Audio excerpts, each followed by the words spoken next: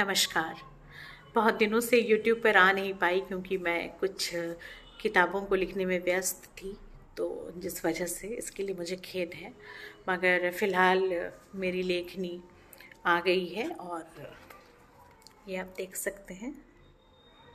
तो जो ये सेल्फी है, अच्छा मैं काव्य सृजन तो इसमें साझा संकलन है जिसमें मेरी 2 कविताएं प्रकाशित हुई हैं और इसके लिए सृजन सुरभि का बहुत आभार और आप सबों का भी बहुत धन्यवाद जिन्होंने मेरी कविताएं पसंद की, मुझे उत्साहित किया।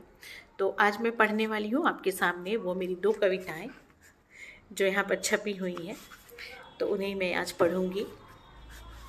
पहली कविता है मैं मेरे जैसी। तुम अक्सर कहते हो मुझसे मैं क्यों उन जैसी नहीं हूँ।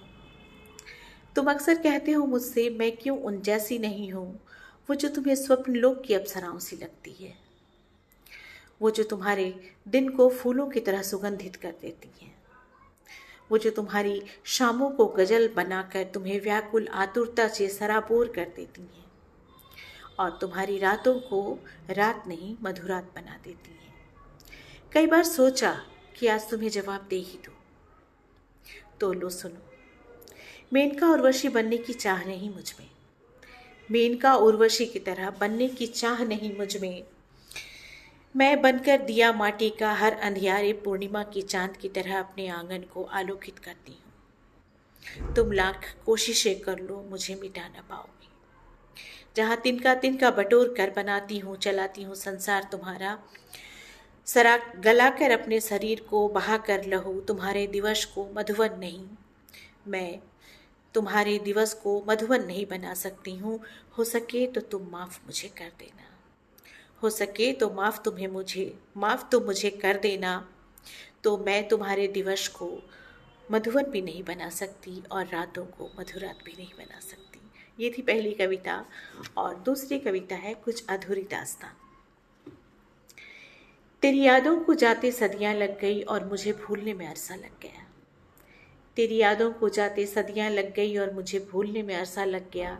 देखते देखते मेरी जुल्फ़ें सफ़ेद हो गई और तुम्हारी आंखों में भी चश्मा लग गया।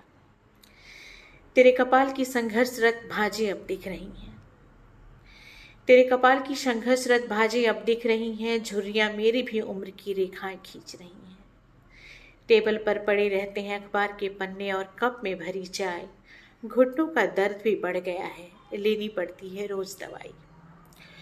कमरे में बैठकर झांकती हूँ खिड़की से बाहर, कमरे में बैठकर झांकती हूँ खिड़की से बाहर।